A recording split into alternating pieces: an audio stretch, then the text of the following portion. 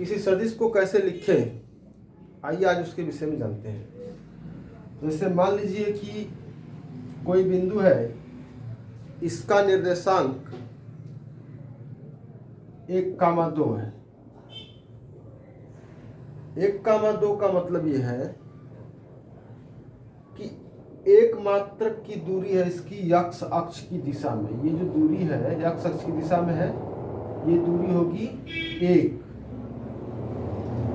और ये 2 जो लिखा गया है ये y अक्ष की दिशा में दूरी होगी 2 इस बिंदु का। अब इसको हम सदिश के रूप में कैसे लिखें?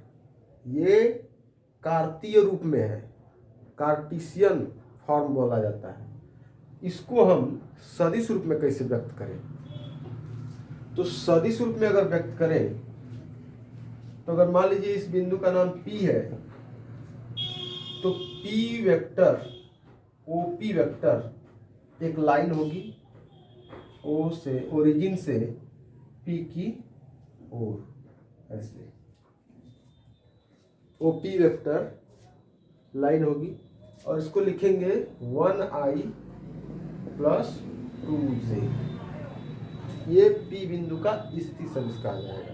ये P बिंदु का स्थिति सदिश आप कैसे लिख रहे हैं? P बिंदु को O बिंदु से जोड़ने वाली रेखा जो होगी वही रेखा क्या कही जाएगी? P बिंदु का स्थिति सदिश। इसको अलग अलग समझते हैं। ये जो 1i है इसका मतलब क्या है और 2j का मतलब क्या है? 1i मतलब एक मात्रक की दूरी है x अक्ष की दिशा में। x अक्ष की दिशा में इकाई सदिश i वेक्टर माना जाता है, और y अक्ष की दिशा में इकाई सदिश j वेक्टर माना जाता है। तो 2j का मतलब कि दो मात्रक की दूरी है, बिंदु की दूरी है जो y अक्ष की दिशा में कितनी है? 2 मात्रक की। तो 2 मात्रक ये बता रहा है मात्रक, और ये बता रहा है दिशा कि कौन सी दिशा में 2 मात्रक, तो y अक्ष की दिशा में। और उसी प्रकार से ये x अक्ष की दिशा में ये 1 मात्रक है, और i क्या बता रहा है कि x अक्ष की दिशा में, i x अक्ष की दिशा को व्यक्त कर रहा है और j y अक्ष की दिशा को व्यक्त कर रहा है। ठीक है। उसी प्रकार से अगर मान लीजिए 3 डायमेंशन है, 3 डायमेंशन में भी इसी प्रकार से लिखते हैं। x अक्ष, y अक्ष, x अक्ष की दिशा में, सॉरी इसको z अक्ष से डिनोट करते हैं। x अक्ष की दिशा में i यूनिट वेक्टर, z अक्ष की दिशा में k यूनिट वेक्टर, और जो y अक्ष है जो इस प्रकार से होता है, तीनों 90 अंश के कोण पर होते हैं।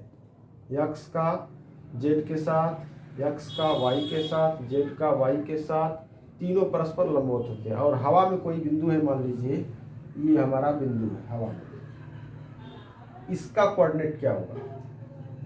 अगर इसका कोऑर्डिनेट मान लीजिए कि 1 2 3 है, इसका कोऑर्डिनेट 1 2 3 है, तो ये आपका x कोऑर्डिनेट, ये y और ये z कोऑर्डिनेट कहा जाएगा।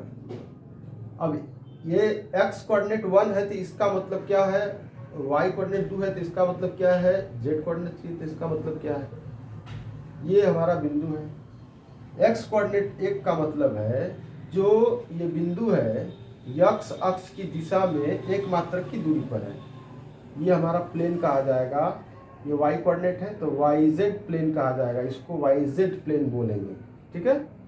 और ये जो प्लेन है हमारा, ये प्लेन x y प्लेन कहा जाएगा, और ये जो प्लेन है इसको कहेंगे xz प्लेन। क्यों कह रहे हैं? क्योंकि ये x और z से मिलकर बन रहा है प्लेन। ये वाला प्लेन हमारा y और z से बना है तो इसलिए yz प्लेन, और ये हमारा क्या हो जाएगा? xy plane. बिंदु हवा में है तो इस प्लेन से इसकी जो दूरी होगी ये वाली, वो x अक्ष के डायरेक्शन में है, और वही दूरी कितनी है? 1 है। अब इस बिंदु की y कोऑर्डिनेट 2 दिया है, इसका मतलब क्या है? ये जो बिंदु है y अक्ष की दिशा में, यानी ये वाली दिशा, y अक्ष हमारा ये है, तो y अक्ष की दिशा में यानी xz प्लेन से जो दूरी है वो कितनी है?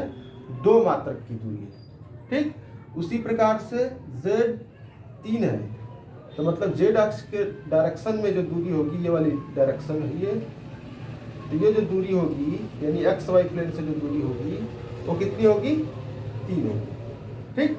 अब इसको वेक्टर फॉर्म में लिखे, मान लीजिए कि P बिंदु है, तो OP vector is equal to 1i plus 2j plus 3k होगा, ठीक है।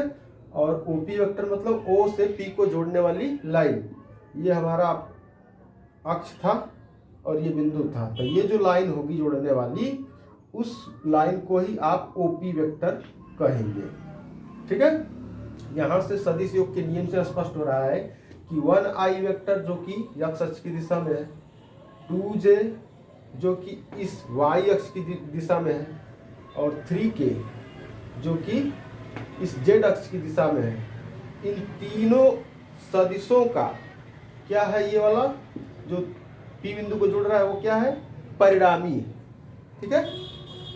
तो इस प्रकार से हम जो है किसी भी बिंदु का स्थिति सदिश लिख सकते हैं, उसके कोऑर्डिनेट में i j के यूनिट वेक्टर गुणा करके हम उसका स्थिति सदिश लिख सकते हैं।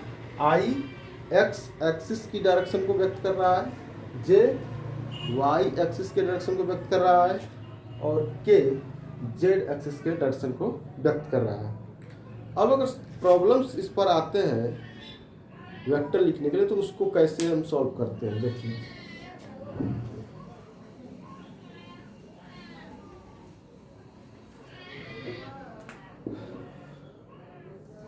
ये x अक्ष, ये y अक्ष, बोला गया कि एक कण है,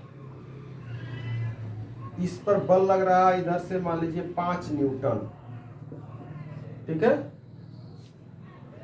और एक बल लग रहा है ऊपर की ओर, वो मान लीजिए 4 न्यूटन,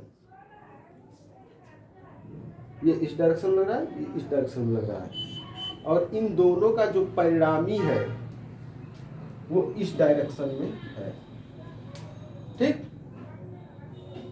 परिणामी का मतलब इन दोनों के प्रभाव के कारण ये कण जो है किस डायरेक्शन में चलने के लिए अग्रसर है या चल रहा है, ठीक।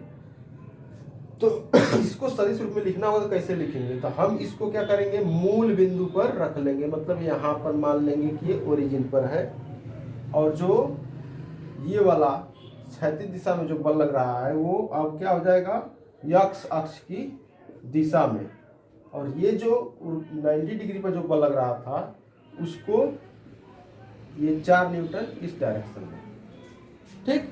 अब हम लिख सकते हैं इनके सदिश को कि इस पर जो बल लग रहे हैं उन बलों का सदिश स्वरूप क्या होगा, एक तो होगा आपका 4j कैप F1 बल, ठीक है, दूसरा F2 5 जो है 5 न्यूटन, वो x एक्सिस के डायरेक्शन में है, और इस डायरेक्शन में क्या होता है, i कैप यूनिट वेक्टर, ये हो सकता है आपका 5i, ठीक है।